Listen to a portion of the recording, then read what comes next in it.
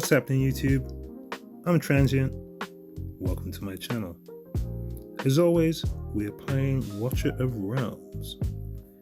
Guys, I hope you are well. It's Wednesday. And because it's Wednesday, what I wanted to discuss is the banners for this weekend. So, what have we got? So as usual, we've got the obviously crazy Invocation of Spirits, which did 2 times, which, as always, we pretty much ignore unless you're brand new to the game. Same can be done for our Divines, 2 times, ignore that. Unless, of course, you're brand new to the game and you're just trying to get as many heroes as possible. So, a good one, though, however, is the 1+1. A 1+1 is always fun, it's always good, but one should really only take part if you're close to pity. Because, I mean, you don't really want to spend 200 summons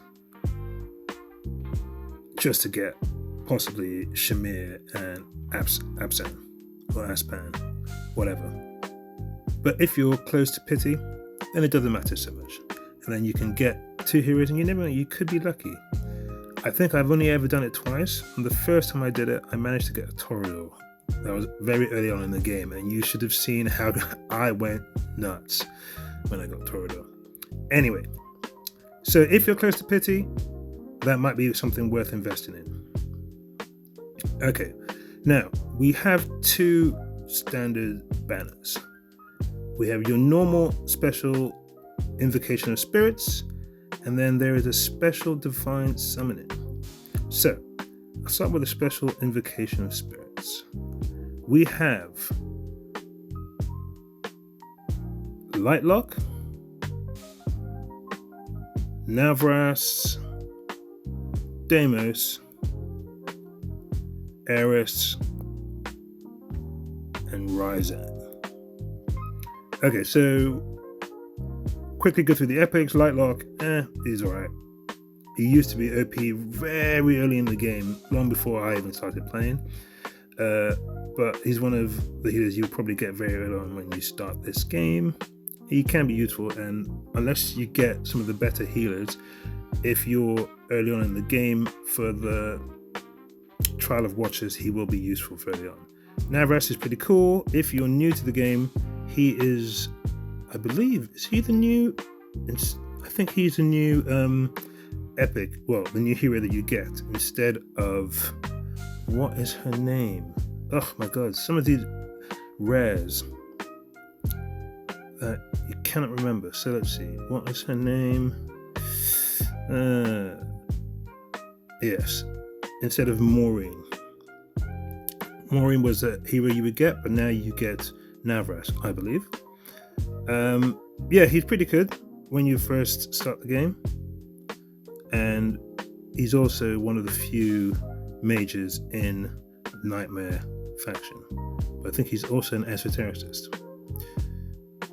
Yes, he is. So yeah, he's cool. Deimos was OP back in the day. If you get him really, really early on, he's still really useful. And his new skin's pretty cool. But yeah, he's fallen off big time, as most epics would. Pretty much the only epics who are still really actually quite useful, I would say Hollow's still useful, Aeon still useful. To be honest, Dolores is actually still useful if you want to use a different strategy, and if you do not have Diachan or someone like Rivenhold. Diachan, I mean, Dolores is still useful. Okay, let's talk about the legendaries. First, we have Eris. Now, Eris looks very cool. His design is awesome. Now, he's Watcher, Esotericist, and he's very, very useful. Specifically, he's useful in content where you need a long amount of range, specifically Gear Dungeon 1, I believe. Gear Dungeon 1 at the top, he's very useful to hit those splitting characters right at the top. He's still very, very good for that. If you can gear him out really, really well, he can do quite a lot of damage.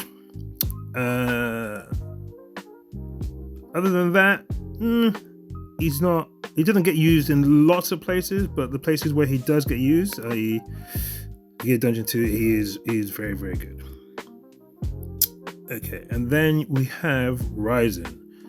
Ryzen is pretty cool. He's very cool looking. I mean, the way he looks, you would think he'd be more OP than he is. I mean, he's pretty strong. Does a lot of damage, especially very useful in Abyss.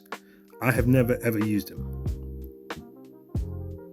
because I didn't need to. I might actually try playing around with him, see what I can do. But yeah, Ryzen's he's useful for Abyss. I think when he came out, a lot of people were going to try and use him in Abyss. If you get him early on in the game, then obviously he would be a great option. A lot of these new heroes that are coming out, if you're a new player and you get these new heroes, I mean, just imagine starting this game and the first hero you get is Nezar, and the first healer you get is Airless. I mean, that's ridiculous. You can't really. Those two by themselves could probably carry you through most of the game all the way to. I mean, they would still carry you to endgame, but what I mean is in terms of how good they would be for pretty much every piece of content you would be trying.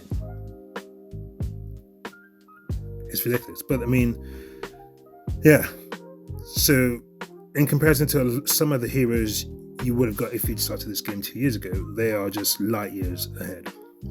So a lot of these new heroes, of which Ryzen is one, if you get them early on, when you first start this game, they are very, very useful.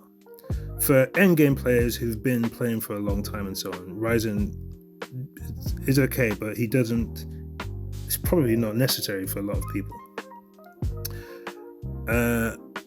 Yeah. So, should you summon?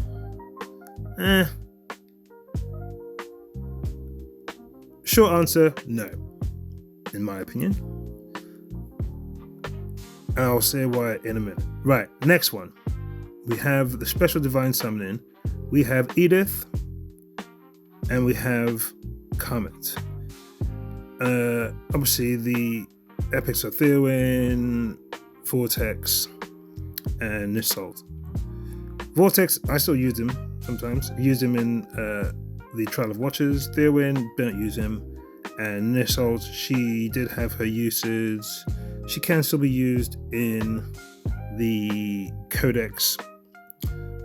Which one is it? I can't remember. The Frozen Codex. She can be good there. Edith basically has two places where she's used. She is used specifically really in Gear Dungeon 2 to push back, and then in also Codex, the Defender Codex. That is it. That is literally it. But in the Gear Dungeon 2, a lot of strategies, in fact most strategies, don't even use her. So she's probably not even really that well. If you're early on in the game and you want to actually get through Gear Dungeon, I don't know, what's it called, 7, 8, and 9, whatever it is, Gear Dungeon 2, she's useful up to Gear Dungeon 2 stage 10. After that, the strategies that a lot of people have out don't even use her. Comet, early on in the game, he's amazing. His AoE is great, but now into the late game, he has fallen off big time. He is definitely been power crept. Still good, but just doesn't do it enough damage. I mean, you've got heroes like Honora, which just does a huge amount of damage. Who else has just come in? Beatrix does a ridiculous amount of damage and goes all over the map. You got Valise. Valise did a huge amount of damage at the A0, a huge amount of damage. So yeah, comment. Yeah. So should you summon on this banner? No. Simply no. Now, that's the short answer. The long answer, and the reason why, is these banners, these heroes, do not push the needle enough for you to waste your summons, considering what is coming. What is coming, we know, is, if you're in Europe and the US, it's Valentine's Day. If you're in Asia, it is Chinese New Year. Now, normally what I'm going to say is this is purely just my, for want of a better phrase, guesswork, is who and what is going to be given to which region. Now, normally I would assume that, oh yeah, us in China, we're going to get the same thing, but we're not. At least in my mind, we're not. Okay, so this is what I'm thinking. And the only reason it even popped into my head is because I saw something that Destined said. He speculated about the next limited, he believes, would be someone called Guangzhou or something, which would make sense because he's the Chinese hero, and we have a few Chinese heroes in this game who are super powerful. And he thought that's likelihood. But in my mind, that makes sense if you're on the Chinese server. But what I think what's going to happen for us, who are in the European and the US servers, is actually we're going to have the painter and the paintress. And the only reason I think this is because it was, I don't know how many banners it was a few, maybe about 2 months ago, or something, maybe 2 or 3 months ago. We had a particular banner, for the life of me, I cannot remember what it was. But in China, they had Game of Thrones. They had something completely different. And so in my mind, I'm thinking for Chinese New Year, which obviously is more important in China, they're going to have Guangzhou, or whatever the character's name is, the guy on the horse who's a tactician. They're going to have him. And I think because Chinese New Year and Valentine's Day are pretty much around the same time. Chinese New Year, I think it's on the 17th of February, and obviously Valentine's is on the 14th. That's pretty much the same time. I think we're going to have the painter and paintress, and they're going to have that. That's just literally just my guess. So, regardless, even if I'm completely wrong and we get Guangzhou, whatever, the issue is he's going to be a brand new hero, tactician, or the painter and paintress, brand new heroes, limited, whatever. They're likely to be quite powerful. So it makes sense to save for the big events and skip this one, because this weekend's banners are, I can't even call them bait. They're just not valuable enough for any of us to be summoning on them. Now, I think everyone should save their summons. It was literally 2 weeks, just over, 2.5 weeks. It's basically 2.5 weeks until Valentine's. So I'm assuming after this weekend, will they actually start doing adverts for it for next week? It would not surprise me if we start seeing trailers for whatever is coming on Valentine's Day from next week. So after this weekend's banners. So if I was everyone, I would save. Just save, and put yourself in the best position to try to get whatever they have in store for us on Valentine's or Chinese New Year, depending on where you are. Right. Other than that, guys, I'm going to leave that there. I'm going to leave that there, guys. I'd be interested to know if any of you agree with my, hypothesis, my theory, or whether you think something completely different. I'd be interested to hear.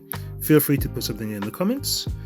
And other than that, whatever you do it well. I'm Transient, and I am out.